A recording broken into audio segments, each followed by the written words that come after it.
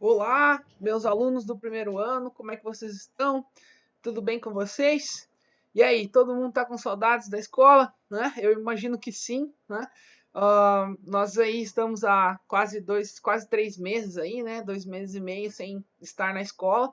Eu não vejo a hora de dar uma aula para vocês presencial, porém, não dá, né? Nós temos que esperar aí essa pandemia passar e vamos fazer por aqui mesmo, então, as aulas, né? Então vamos lá, pessoal. Hoje vai ser uma aula um pouco diferente. Eu vou tentar hoje fazer com vocês uma aula mais interativa, né? Então hoje nós vamos fazer uma aula prática de sociologia de resolução de exercícios. E os exercícios estão na apostila de vocês. Eu transferi eles para os slides. Estar nessa apostila aqui, né? O caderno de atividades na página 2, começando aqui já, né? Então, acontece, pessoal. Como é que nós vamos fazer? Eu vou jogar o exercício na tela aqui no slide. Você pausa o vídeo, faz ele sozinho, tá? E aí você solta o vídeo que eu vou explicar o exercício para vocês. Mais ou menos vai ser dessa forma.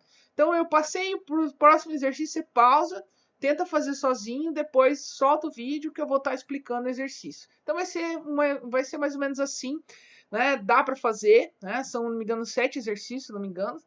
E tem a sua apostila, porque assim, o slide vai ficar com a letra um pouco pequena, que eu coloquei assim para me ajudar, né, pra gente ler tudo, para me ajudar, né, a ler e tal.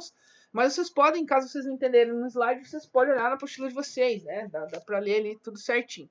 Beleza, povo? Eu transportei aí para os slides os exercícios da apostila. Então vamos fazer junto, né? Eu sei que vocês vão conseguir fazer, não é difícil, né? É fácil aí. Vamos lá, povo. Então, começando aí, é o exercício 1 ali na página 2. Ele já vai dizer o seguinte ali, ó. Leia este texto, né? Então, ao nascer, cada indivíduo pode ser muito diferente conforme sua constituição natural. Mas é apenas na sociedade que a criança pequena, com suas funções mentais maleáveis e relativamente indiferenciadas, se transforma num ser mais complexo.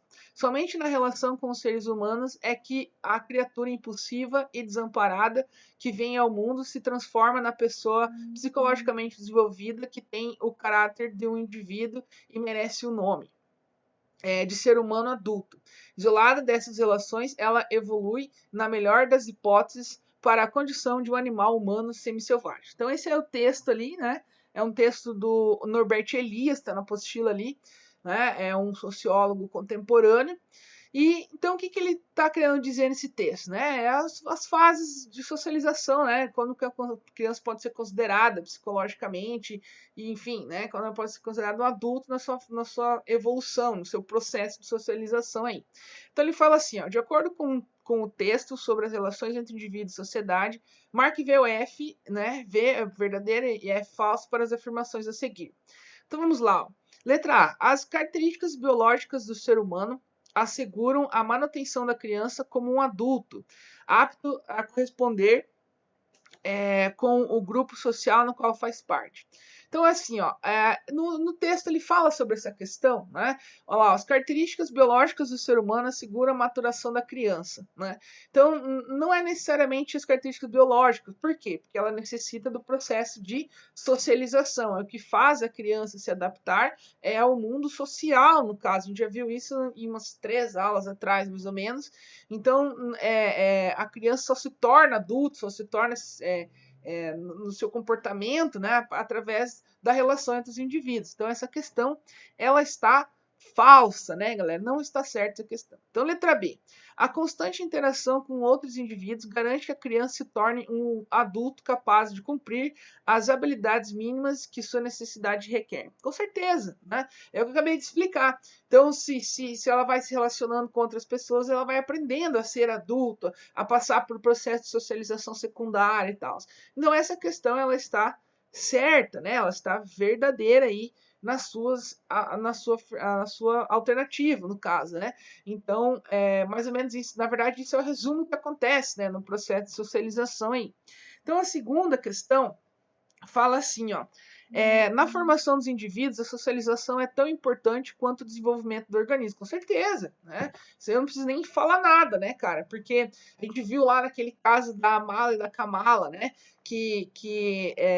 Por mais que o organismo delas se desenvolveram lá, elas não aprenderam a se socializar, então elas até para você, por exemplo, aprender a andar, a caminhar, aprender a falar, no caso, você necessita da interação com outros seres humanos. Nós, seres humanos, precisamos disso, né? Então, a nossa racionalidade, a gente nasce racional, né? A gente nasce aí com os instintos naturais, como fala aquela aula que eu fiz do Freud, né? Que ele fala lá que o ID, né? É a primeira, é o que a gente nasce, os nossos instintos naturais. E a gente desenvolve o ego e o superego a partir do processo de socialização. Então, essa questão ela está correta, né, pesado? Por quê? Porque é tão importante quanto o desenvolvimento do organismo. Os dois têm que andar juntos, necessariamente, né? Então, letra D. A liberdade e a autonomia são constituídas desde a infância por meio do distanciamento do indivíduo em relação à sua sociedade. Totalmente falso, como eu acabei de falar para vocês, né? Então, na verdade, o que faz o indivíduo se constituir como sociedade, a sua autonomia, a sua liberdade, vem da relação com a sociedade, não o distanciamento, mas a aproximação que ela tem com outros indivíduos. Então, essa está extremamente errada, né, pesado? Então, tem que cuidar dessa questão aí. Mesmo que as identidades individuais sejam únicas e particulares, todas as pessoas de uma mesma sociedade compartilham atributos básicos semelhantes. Né? Essa ela está verdadeira, com certeza. Né? Para você se desenvolver em sociedade, você vai imitando, se adaptando, né, a outras questões. A gente viu isso na aula do Freud, né? Freud explica essa questão, né? Que vai tendo a criança vai tendo comportamentos semelhantes ao longo da vida dela dos pais, para ela aprender a ser, né, a se desenvolver como pessoa, assim por diante. Então, essa aí, ela está verdadeira, né, galera? Então, quem acertou aí, parabéns. Quem errou, viu que errou ali, tá? Não tem problema se errar, pessoal, né? Errar faz parte da aprendizagem. Na verdade, a gente aprende mais errando do que somente acertando, né? Então, quem errou também faz parte, não se preocupe. Vamos lá, então. Vamos sem mais delongas, vamos para a próxima. Qualquer coisa, pausa aí, faz ela e vamos fazer a próxima questão. Então, vamos lá. Questão número 2. Leia o texto a seguir. Então, vamos lá. Assim como os pais são necessários para trazer um filho ao mundo, assim como a mãe nutre o filho, primeiro com o seu sangue, depois com o alimento vindo do seu corpo, o indivíduo sempre existe no nível mais fundamental na relação com os outros. E essa relação tem uma estrutura particular que é específica de sua sociedade. Ele adquire sua marca individual a partir da história dessas relações, dessas dependências, e assim num contexto mais amplo da história, com toda a rede humana em que cresce e vive. Essa história e essa rede humana estão presentes nele e são representadas por ele, quer ele esteja de fato em relação com outras pessoas ou sozinho, quer trabalhe ativamente numa grande cidade, ou seja num naufrágio numa ilha a 1000 milhas de sua sociedade. Então ele fala assim, ó, esse é um texto do Norbert Elias também, né, do mesmo autor ali. Então ele fala assim, o argumento do texto está explicando qual conceito sociológico e por quê. Então, obviamente, né, o contexto ali que ele está querendo colocar é a socialização, né? Então, por quê? Porque ele fala assim, né, que todos os agentes de socialização são necessários para inserir o indivíduo em sociedade, né? Então lá ele fala assim, ó, ele adquire sua marca individual a partir da história dessas relações, né? Então, ou seja, o indivíduo se constrói, né, psicologicamente, biologicamente, socialmente, através da sua relação com a sociedade, né? Então, a sua própria identidade ela é construída a partir do processo de socialização. Então, quando eu falei para vocês daquela aula sobre socialização secundária, né? Então, explicando para vocês todo o processo. Então, a identidade que o indivíduo constrói na socialização secundária, ela advém das relações que tem com a relação primária, no caso, né? Então, ele fala assim, essa história e essa rede humana estão presentes nele e são são representadas por ele, com certeza, nós representamos a sociedade como um todo, quer ele esteja de fato numa relação com outras pessoas ou sozinho, então com certeza, né? Então, ou seja, se você tem humanidade, você tem sociedade, logo você vai transmitir isso aí através da sua própria identidade como indivíduo, né? Então você pode escrever dessa forma aí, né? Se você escreveu mais ou menos desse jeito, essa é uma questão aberta ali, né? Então vale a pena a gente interpretar essa questão. Beleza, povo? Então, bem fácil essa alternativa, mais ou menos interpretação de texto, mas, né, o argumento ali o conceito sociológico é a socialização, né, e o porquê eu expliquei para vocês. Beleza, povo? Sossegado, então, vamos para a próxima questão, né, qualquer coisa, pausa aí de novo, faz a questão, depois volta comigo aqui, né? Então, ele fala assim, essa é uma outra questão aberta, só um detalhe para vocês que na apostila ele coloca a alternativa, ele coloca um exercício 3, e eu não coloquei no slide esse exercício, porque ele é muito grande, não ia caber no slide só. Então eu pulei esse exercício. Mas se vocês quiserem as alternativas, me chama depois ali no WhatsApp ou me manda um e-mail que eu te mando aí as respostas. Mas não é difícil de responder, né? Esse exercício é uma questão aberta também. Então eu vou partir para a questão 4. No meu slide é 3, mas na apostila é 4. Então vamos lá. Ele fala assim: leia o texto de Durkheim procurando identificar qual é o papel social da educação para esse sociólogo. Né? Então ele fala assim: a educação não é, pois, para a sociedade, senão o meio pela qual ela repara no íntimo das crianças as condições essenciais da própria existência. A sociedade se encontra a cada nova geração como que em face de uma tábula rasa, sobre a qual é preciso construir quase tudo de novo. É preciso que, pelos meios mais rápidos, ela agregue ao ser egoísta e asocial que acaba de nascer uma natureza capaz de vida moral e social. Eis aí a obra da educação. Ela cria no homem um ser novo. Né? Então, ali é um livro sobre educação que Durkheim escreveu. Durkheim é um dos pioneiros da sociologia, foi o criador do método sociológico. Eu vou fazer aulas inteiras sobre ele para vocês na apostila 3, né?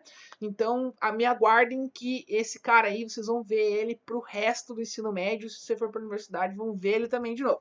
Mas sem muita enrolação, né? Falando de Durkheim, vou falar do nosso exercício. Então ele fala assim, ó: de acordo com o texto de Durkheim, por que a sociedade precisa de educação? Né?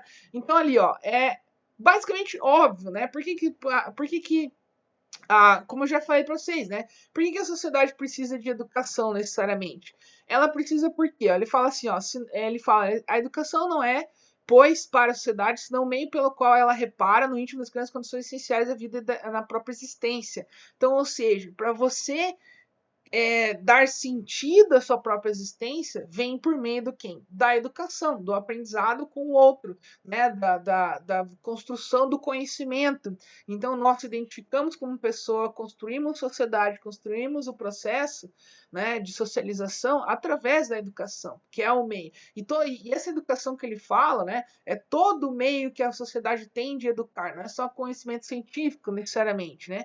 Então ele fala ali, ó, a sociedade se encontra a cada nova geração como que em face de uma tábua rasa, sobre a qual é preciso construir quase tudo de novo. É preciso que, pelos meios mais rápidos, ela agregue ao ser egoísta e asocial que acaba de nascer uma natureza capaz de vida moral e social, ou seja, né, você nasce só apenas com a sua racionalidade, né, e você vai criando então um ser moral e social. Por quê? Porque o Durkheim acredita que as instituições ela é uma forma de, digamos, de orientar o seu comportamento, né? De condicionar o seu comportamento em sociedade.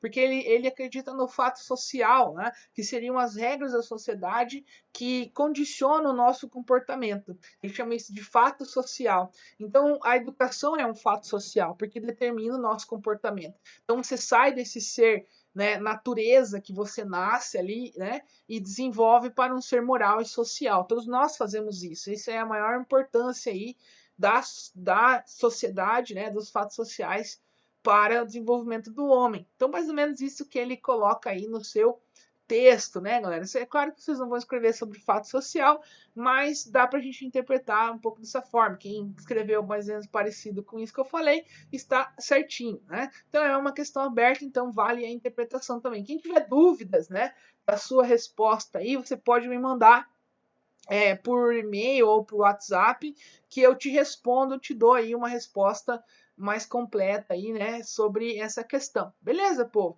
Então, assim, ó, bem de boas isso aí, interpretação de texto também. Vamos para a próxima questão, né? Então, a próxima questão aí é uma questão da UEM Paraná, né? E é uma questão de alternativa. E ele fala o seguinte nessa questão, né, galera? Olha lá, ó. Assinale o que for correto em relação à escola como uma instituição social, né? Então vamos lá. O que fala nessa questão? Alternativa 01, né? Pode-se afirmar em relação à escola e à educação formal que a educação é simultaneamente um direito e um dever, conforme a legislação vigente. Preciso falar alguma coisa? Isso é óbvio. Esse é a definição da educação como um princípio social da sociedade. Ela precisa existir e ela é um direito e um dever, né? Tanto do Estado como do governo, dos municípios, da sociedade e dos pais. Eles têm que fornecer educação para a criança. E a criança tem esse direito, né? E ela tem que, né, absorver isso como uma forma de direito. Então, isso é bem interessante de se pensar. Essa alternativa ela está extremamente correta, né, pesada? É assim mesmo. 2. Segundo Emile Durkheim, a escola tem a função de adequar os indivíduos aos valores da sociedade na qual elas fazem parte. Desculpa. Falamos na alternativa anterior. Com certeza, né? Não preciso nem explicar ela direita. Com certeza ela está correta, porque o texto da questão anterior já justificava essa alternativa. A escola tem a função de adequar os indivíduos aos valores da sociedade. Quando ele coloca no texto da questão anterior lá, na questão da vida social e moral, né? Então essa é a questão que faz. E a escola faz isso também. É um dos principais agentes de socialização que traz, né? Essa construção do indivíduo na vida social e moral, né? Então, mais ou menos isso que o Durkheim pensa, né, galera? Questão 4. A socialização escolar não representa uma ruptura em relação à socialização familiar, visto que a escola e a família são instituições pertencentes à mesma sociedade. Ela está certa também, essa questão, né? A socialização escolar não representa uma ruptura em relação à socialização familiar. Por quê? Porque elas andam juntas. O que você tem que pensar é o seguinte: a principal instituição social referente à socialização primária é a família. Mas agora a escola também faz parte da primária, só que ela se estende para a secundária também, né? Então elas andam juntas aí por sua vida inteira, né? Eu que sou professor tenho a instituição escolar como parte de mim, né, cara? Mais ou menos assim, né, Bezat? Então, elas andam juntas, né, nas duas socializações. Então, ela está correta, né? Então, não é uma ruptura, elas andam juntas no caso. Então, essa está correta. A 8. A heterogeneidade e a diversidade ética, social e cultural da sociedade são encontráveis também no ambiente escolar. Preciso falar alguma coisa? Né? Vocês sempre viram na sala, na turma de vocês, pessoas de diversos tipos, diversas etnias, diversas formas, né, cara? Diversas culturas, no caso aí. Vocês sempre encontram, né, na turma de vocês, ou no colégio, tem sempre uma diversidade ética, social e cultural. Então, essa heterogeneidade ela é comum no ambiente escolar, né? Então, totalmente correta a questão, não preciso nem questioná-la, né? Então, ela está extremamente correta. Existe a diversidade escolar e ela é importantíssima e ela precisa ser valorizada ainda por cima, né, galera? Então, a questão 16, né? Essa está correta, a 8, né? A 16, vamos lá, 16 fala assim, ó. As escolas são instituições que seguem exclusivamente suas normas internas e, portanto, não precisam prestar contas ao poder público nem à sociedade. Preciso falar alguma coisa? É óbvio que ela está errada essa questão. A escola faz parte da sociedade e ela precisa sim fazer contas. A escola é contextualizada com a sociedade. Ela precisa sim prestar contas do seu desenvolvimento, porque ela forma um indivíduo que vai interagir com a própria sociedade depois. Né? Então ela tem uma função imensamente importante para os indivíduos. Então isso é necessário que a gente leve em consideração. Beleza, povo? Então essa inscrição está errada. Então ficou a 1, a 2, a 4 e a 8 corretas, né? Uma questão aí fácil da UEM, né, galera? UEM Paraná. Vamos para a próxima, né? Então ali ele fala um texto, ele dá um texto ali, vamos ver se dá tempo, acho que dá tempo a gente ler. Então ele fala assim: observe a divisão dos brinquedos e das brincadeiras descritas a seguir. Né? Nos livros didáticos é comum a apresentação de imagens de meninas brincando com sua casinha e cuidando de sua boneca bebê, no caso. Né? Já os meninos aparecem com carrinhos, bolas, armas que reforçam sua liberdade, autonomia, força e independência. Com as meninas, os brinquedos considerados educativos, ofertados tanto na escola como pelos pais, têm um caráter intimamente relacionado com as tarefas domésticas e atividades, ou mesmo profissões extensivas a tais tarefas. Já com os garotos, os brinquedos têm tido como de meninos.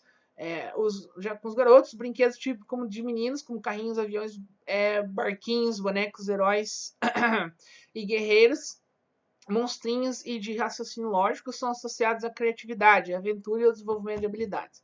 Meninos e meninas que brincam de acordo com a divisão de brinquedos descrita no texto podem estar assimilando os padrões sociais. Com certeza que podem, né? A sociedade ela tem um padrão social de construção de gênero também, né? Da questão de como você vai educar, né, a criança nessa questão. A gente viu isso na aula de Freud, né? Quem não lembrar aí, volta um pouquinho nas aulas lá e veja o Freud, né, galera? Então, ó, essas brincadeiras podem marcar seu pensamento e opinião quando adultos. E por quê? Com certeza, né? Porque o lúdico é uma forma de aprendizado, né? Então, você aprende a sua identidade de gênero, né? Claro, com a forma como você foi educado, né? O processo de socialização. Então, o processo de socialização de meninos e meninas são diferentes. A gente viu isso lá em Freud. Perguntas como essa, né? É por causa de perguntas como essas que eu fiz a aula de Freud, para a gente poder entender essa construção, né, galera? De questão de gênero no processo de socialização, né? Então, é uma aula que saiu do contexto da apostila, mas ela responde muitas coisas, muitos questionamentos desse conteúdo também, né? Então, mais ou menos dessa forma, né, galera? Então, nós somos condicionados num padrão social de construção de gênero na sociedade e a gente, então, é, é, associa isso, né? E leva para a vida adulta também. Então, naquela aula de Freud, eu expliquei certinho como que faz isso, né, galera? Vamos para a próxima questão. Então, essa é uma questão de alternativa aí, né? É a última questão, eu acho que eu coloquei 7, vamos fazer só essa, que meu tempo está acabando.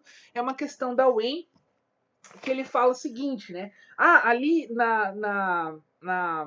nessa questão, na página, na apostila vai estar como 7, né? Alternativa 7, mas no meu slide é 6. Então procura na 7, na página 5, que você vai encontrar essa questão. Então ele fala assim, ó: a análise das culturas juvenis tem ocupado um espaço significativo na agenda dos estudos culturais contemporâneos. Sobre esse tema, assinale o que for correto. Então vamos lá, ele fala assim, ó: do ponto de vista sociológico, as juventudes modernas vivenciam processos heterogêneos de transição para a vida adulta que marcam diferentes formas de ser jovem, com certeza. Né? Então, hoje a forma de é heterogênea o processo como a gente se transforma em adulto hoje, né? Pela diversidade da sociedade, né? Então, cada um se forma de uma forma, cria sua própria identidade pela sua formação, a socialização que teve. Né? Então, essa questão ela está correta também. Então, a alternativa 2, ele fala assim: as culturas juvenis podem ser entendidas pelo pensamento sociológico como um conjunto de experiências expressas coletivamente mediante a construção de estilos de vida distintos. Com certeza, ela está correta porque, como falei antes, né, é a diversidade, né, é a forma como a sociedade vai formando você, que ela forma a sua identidade como no processo da juventude também, né? Então está certa essa questão. A 4. Do ponto de vista sociológico, a noção de juventude é utilizada para descrever como uma fase da vida na qual as pessoas ainda não estão preparadas para participar da vida pública de uma sociedade. Essa está errada, né, cara? Então, você pode participar de qualquer idade, né? Nessa formação, né? E é na juventude que você cria sua identidade, é ali que você tem que estar no processo público também, né? É onde você vai criar o maior aprendizado, então não podemos excluir essa questão. Não é excluído, né? Elas estão preparadas sim, todos nós né? Temos que se preparar para isso até na fase adulta, né? Então tá errado essa questão. Na 8, na sociologia contemporânea, a noção de juventude é marcada por várias assimetrias gerenciais de classe, gênero, etnia, localidade, etc., que compõem uma multiplicidade de formas de sociabilidade. Essa questão está correta, né, galera? Então, ó, ela tá falando da diversidade, né, cara? Então, elas não são simétricas, não é igual para todo mundo, né? Então, elas têm diferenciação, né? Como ele coloca ali. Então, está correta essa questão, né? Então, ele fala ali, ó, ele fala assim, ó. Ah, não, desculpa, um erro que eu falei errado. Ele fala assim, ó, elas são assimétricas, sim. Se for simétrica, ela tem um sentido só. Então, elas são assimétricas e não simétricas. Eu falei errado antes, desculpa, né? Então, vamos para a 16. Ele fala assim, do ponto de vista sociológico, a noção de juventude representa um marcador identitário que se constitui em relação às experiências vividas por outros grupos geracionais. Com certeza, o que a gente falou antes, né? Então, a juventude se constrói através da experiência vivida com outros grupos, desde o processo de seleção primária e o secundário também. Beleza, povo? Ali tem mais uma pergunta ali, mas eu vou pular ela, que o meu tempo se esgotou. Respondem ela, qualquer coisa, se quiserem a resposta eu te passo por WhatsApp. Beleza, pessoal? Tudo de bom para vocês, um grande abraço a todos, muito obrigado aí, né? Viva a sociologia, a melhor matéria do mundo, aquele abraço, se cuidem, pessoal. Tudo de bom para vocês e até mais.